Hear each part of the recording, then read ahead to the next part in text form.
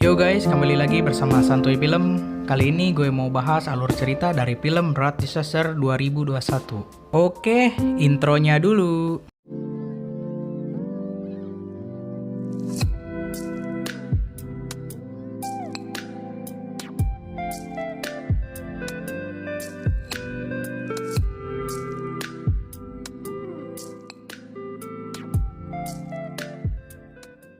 Awal cerita kita diperlihatkan gerombolan tikus di sebuah stasiun yang bernama District Bayway. Lalu kita dikenalkan dengan 3 orang, mereka adalah bapak dan kedua anaknya. Saat hendak menaiki kereta, si bapak melihat anak keduanya ikut bersama dengan sekelompok orang naik kereta yang sama. Para masinis terlihat sangat ketakutan. Mereka berteriak mencoba memberhentikan kereta lain. Saat membuka pintu kereta itu, mereka menemukan manusia yang sudah meninggal dan tiba-tiba segerombol tikus keluar dari gerbong itu. Si bapak tak sengaja mengalami suatu kejadian perkelahian. Untungnya ada pria yang membantunya, pria itu bernama Tuan Du. Ting Ting, putri si bapak yang merasa tertolong, berterima kasih kepada Tuan Du karena dia telah menyelamatkan nyawanya. Suara tikus terdengar di atap kereta itu. Ternyata di dalamnya banyak sekali tikus yang bersarang. Si bapak mencari anak keduanya tersebut, gerbong demi gerbong ia telusuri, hingga si bapak menemukan anak keduanya itu bersama dengan seorang letnan. Tak terima dengan kegaduhan yang dibuat oleh si bapak, para tentara tersebut menahan si bapak di sebuah gerbong yang sangat gelap. Tiba-tiba para tentara tersebut dimakan hidup-hidup oleh tikus yang berasal dari seseorang yang sudah terinfeksi. Dengan cepat si bapak merebut kunci borgol dan lari dari kejaran tikus itu. Ternyata seluruh tikus yang berjatuhan dari atap itu dikarenakan tingkah ceroboh seorang penumpang.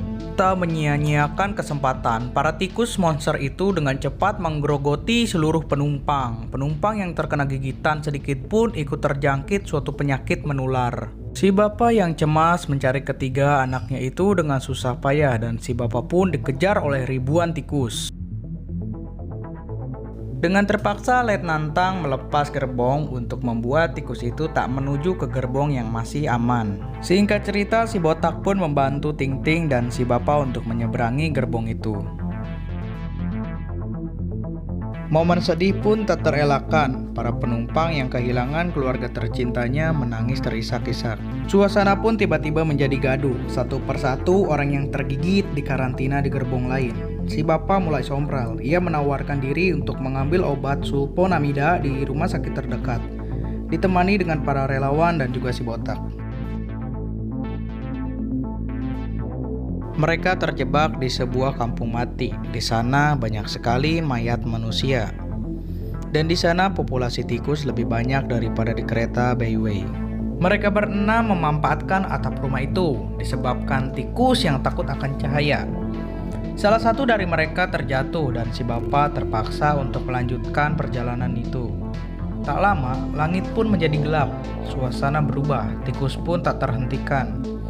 Si botak dengan inisiatif dan kreatif mendorong sebuah pipa besi, tetapi satu relawan pun terjatuh karena tak kuat menahan pegangannya.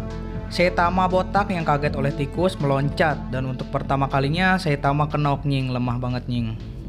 Akhirnya mereka berempat berhasil masuk ke dalam sebuah rumah sakit terdekat. Scene berpindah ke kereta, tiba-tiba ada sebuah suara aneh. Ternyata itu berasal dari seorang warga dari sebuah desa yang warganya tewas semua.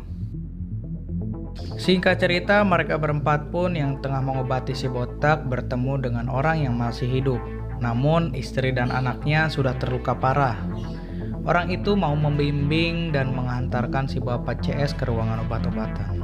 Sangat butuh perjuangan untuk ke gudang obat-obatan. Mereka harus melewati ruang isolasi, lorong yang dipenuhi oleh tikus, dan yang lebih gila terdapat sarang lama tikus di dalam gudang itu. Singkat cerita, si bapak berhasil memasukkan beberapa obat ke dalam sebuah wadah. Namun kaki si bapak terperanjat. Ia terjatuh dan apinya padam. Si penjaga gudang meminta si bapak untuk melemparkan obat itu. Tak lama si penjaga itu mengunci si bapak dan berniat menjual obat itu kepada orang kaya. Namun kenyataan pahit menimpa dirinya. Sang istri dan anaknya tewas. Si bapak lalu merebut kembali obat itu. Ribuan tikus masih mengejar. Lalu Tintin dengan sigap mengemudikan sebuah mobil walaupun dia masih mempunyai skill yang sangat amatir. Mereka pun berhasil keluar dari desa itu. Konflik terjadi lagi di kereta. Beberapa pihak meminta untuk melanjutkan laju kereta dan beberapa pihak menolak melanjutkan laju kereta karena masih mengharapkan obat dari si bapak.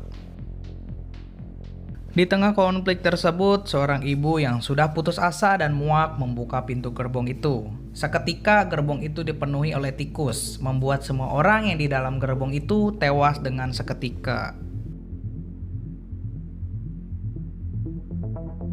Ketika sudah sampai, mereka kebingungan. Banyak sekali penumpang yang tewas karena tikus. Untungnya masih ada beberapa yang masih selamat.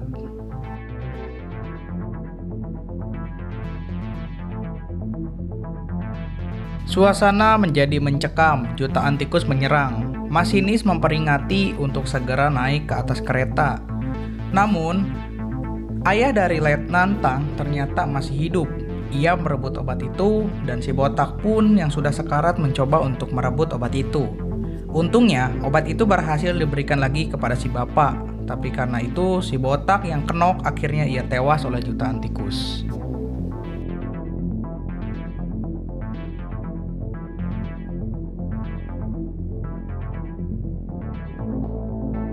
Akhirnya semua penumpang yang tersisa sudah diberikan suntikan obat, termasuk Yuseng, anak bungsu si bapak. Tiba-tiba perkara terjadi. Di depan ada gerbong yang rusak menghalangi rel. Si bapak yang kesal karena tak ada yang mau membantunya, akhirnya mendorong dengan sendiri, lalu disusul dengan Tintin yang membantu bapaknya. Setelah disadarkan oleh Ling Ling, para penumpang langsung membantu si bapak. Dan ada yang meledakkan dirinya demi mengulur waktu.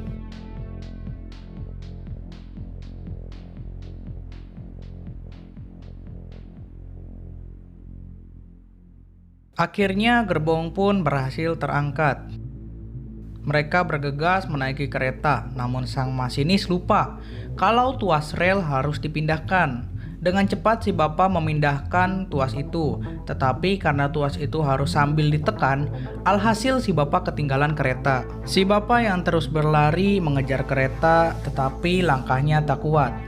Ia terhenti dan membuat si bapak meninggal untuk selama-lamanya. Setelah perjuangan panjang dan sisa penumpang di kereta tersebut akhirnya menemukan kedamaian, film pun berakhir.